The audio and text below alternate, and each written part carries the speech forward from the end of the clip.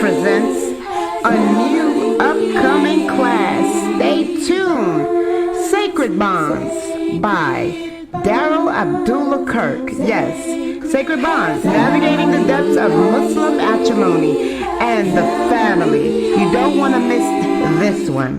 Please stay tuned. Streaming on all major platforms right here on Sunnahfollowers.net.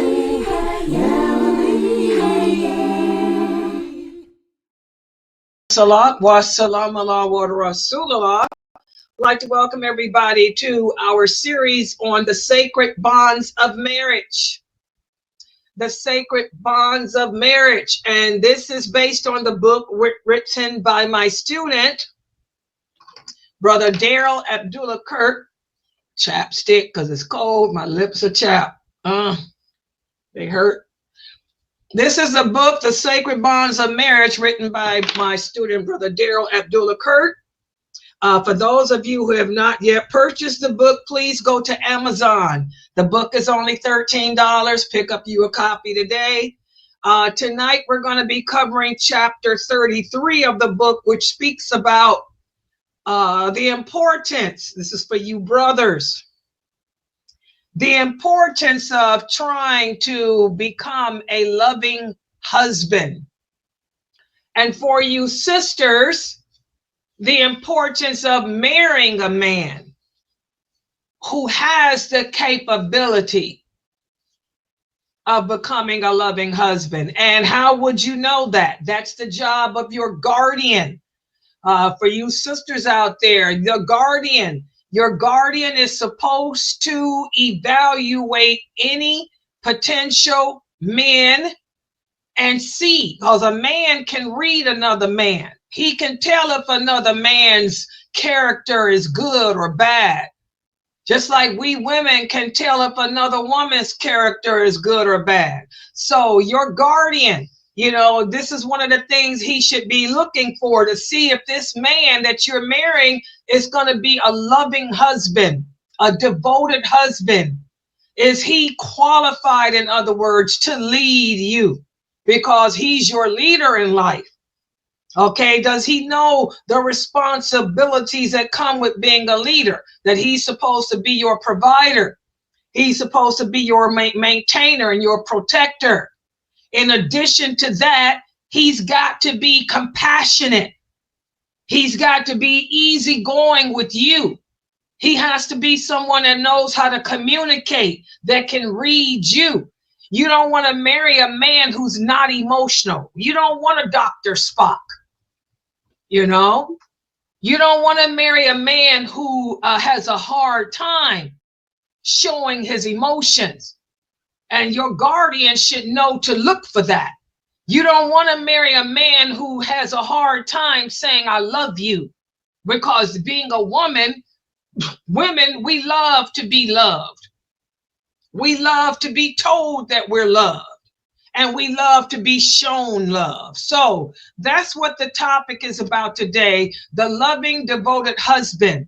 And for you sisters out there looking to get married, you better make a note and make sure that you explain to you, whoever your wali's are, that don't bring no man to you that ain't loving. Don't bring no man to you that's got a problem expressing his feelings.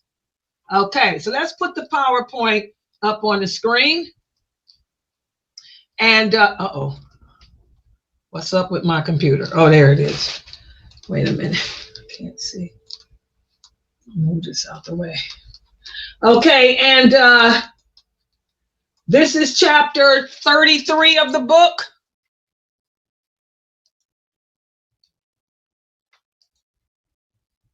A husband's love and devotion. Chapter 33, this is how the book looks. It's on Amazon. $13. Please get it before you even think about getting married. Get this book. All right, so let's take a look and see what we're going to be speaking about here.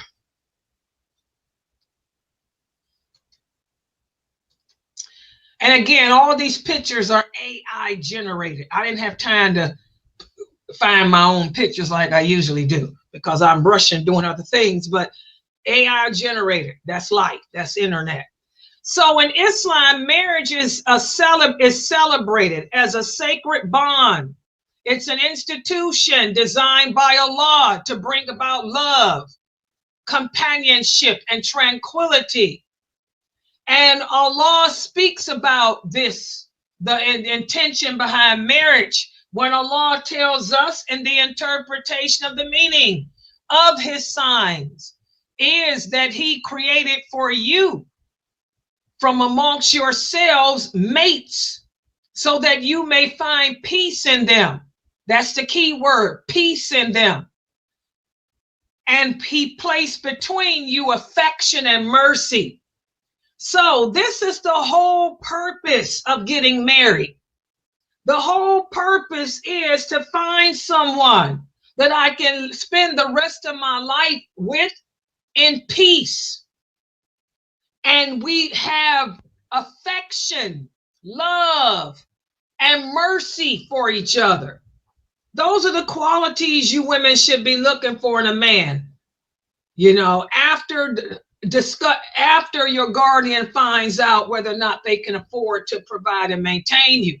He's your protector, provider, maintainer. That's first and foremost. Okay, of course, he's got to be Muslim and into his religion. And then you look at the emotional side. You know, is he a person that I could spend the rest of my life with in peace without him beating me, attacking me, antagonizing me? Is he someone that I can fall in love with? Is he a person that won't have a problem showing his affection towards me or expressing his desire for me? So Allah emphasizes the affection and mercy here because this is important in a marriage. And our Prophet Muhammad, sallallahu alaihi wasallam, was the epitome of an example as to how a husband should be in a marriage. When he had 13 different marriages, 11 different marriages. He had 11 different families. But for every family that he had, the Prophet Muhammad showed mercy. He showed affection. And he lived with his wives and children in peace. Okay? And again, you want a husband that has no problem expressing his love. Because that's the sunnah. The Prophet Muhammad made every one of his wives tells us that she felt loved by him. He showed love to every single one of his wives. So, you know, that's very important. In fact, compliments, giving compliments to your wives, that's a way of showing affection towards them. Kissing your wives, you know, winking your eye at her, smiling at her. These are ways to show affection. And that's what you want from a man. You want a man that's going to make you feel that you are needed, that you are important, that you are loved. Listen to what the Prophet sallallahu alaihi wasallam said. He said, the best amongst you is the one who is best to his wife. Does your wife feel needed? Is your wife happy? Are your children happy? That's a sign of a good man. Okay, so whoever you marry, sisters, he has to be one that will compliment you, that won't have a problem making you feel special. Does everybody understand that? Make sure y'all put that on your list to your guardian. Okay? And again, actions, they speak louder than words. You don't have to tell me that you love me. The simple fact, let me share something with you guys. You know, I've been married and divorced quite a few times. You know, it happens. You know, one of my last marriage to the old man. Old Main never expressed love, you know, but I knew that I was cared about. You want to know how I know I was cared about? I used to travel with the Old Main. The Old Main would travel around the country, giving dawah, calling people to Islam with the understanding of those companions, and had be with him. When we go to a mosque, this last time I remember we went to a mosque. It was a large mosque. Shoes were all over the place. I didn't want to take off my shoes because I knew if I take them off, I'm not going to be able to find them, because the people were coming in, kicking their shoes off, letting them fly everywhere. But I took them off anyway, and I went into the praying area, and for the khutbah, the lecture, whatever it was. 2 hours later, when it was time to leave, I went out the door for the sisters, and there were shoes everywhere. And I just put my hand on my head. I said, I'm never going to find my shoes. And as I did this, I heard this voice. I got it. And I looked up, he had my shoes in his hand. And I said, how did you know where they were? He said, as soon as you took them off, I came behind you and I carried them around with me. A little simple gesture like that. He carried my shoes in his bag with his laptop, with his cell phone and his stuff, because he knew that he could just read me to know that my thing would be, where's my shoes? So actions speak louder than words. He doesn't have to tell you he loves you, but the fact that he takes good care of you, he watches out for you, you know, and there's other things he can do. Send gifts of love, surprising you with flowers, surprising you with candy. You know, that's a great way of showing affection. Also, spending quality time with you. When he's not working, he'll say, hey, let's just have a movie night. You know, we're going to rent a movie and pop some popcorn, just you and me, babe. You know, does he spend quality time with you? And also actions like helping you with the housework. He knows that, you know, you're tired, just like he gets tired. So he helps with the dishes. He helps with the laundry. So little things like that are ways of showing love. And our prophet did that. He gave his wives gifts. He spent quality time with each wife. You know, he did the household chores with them. And also emotional support. Is he there to support you? How was your day? What happened on the internet today? How's your dawah going? That's something that I would look for. If I was marrying someone, I like a man that's going to say, Layla, how was your dawah today? Anything happen on the website? What did you have to deal with today? You know, that's emotional support. So you sisters, make sure that you share this with your guardians. You want a man who can express and show affection to you. If he can't do it with words, that he can at least do it through gifts of love, through quality time and emotional support. Okay?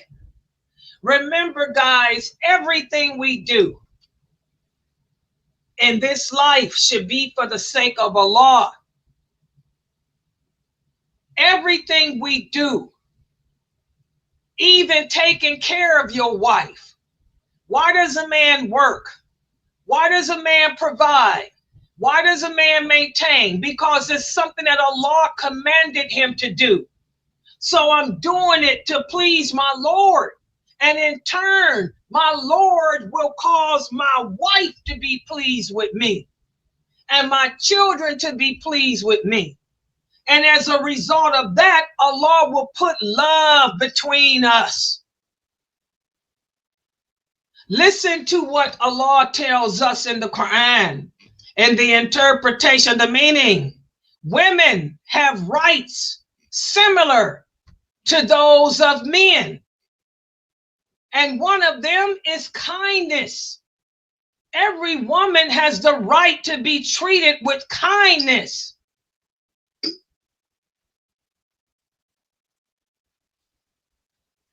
Every wife has the right to be treated with kindness, not hostility. You don't want a man that's going to throw up in your face. Look, I work and I do my job. I'm paying the bills, ain't I? I'm buying your food, ain't I? So what else? I ain't got to do nothing else. You don't want a man like that. You tell him, no, you're not being kind. Kindness is a right that I have too.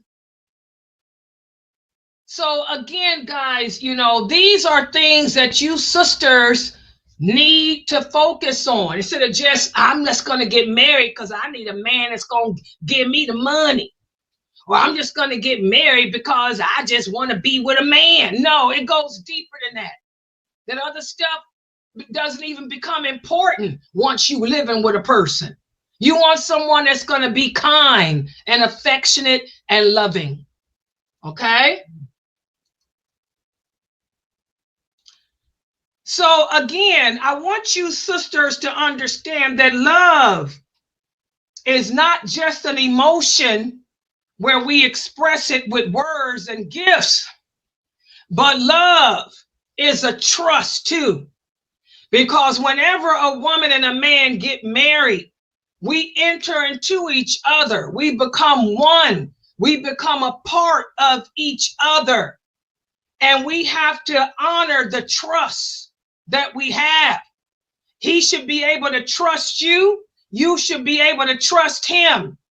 Not just with the things Allah commanded us to trust each other with, but also on a personal level. You're giving him yourself. He's giving you himself. So we're going to be respectable of each other's feelings. We're going to be respectable of each other's emotions. We're going to be respectable of each other's feelings. And it doesn't matter if the marriage is a monogamous marriage or a polygamous one. You know, we have to respect each other. Remember that anyone who declares La ilaha illallah, Muhammadur Rasulullah, that means our life, our honor, and our property is sacred amongst each other.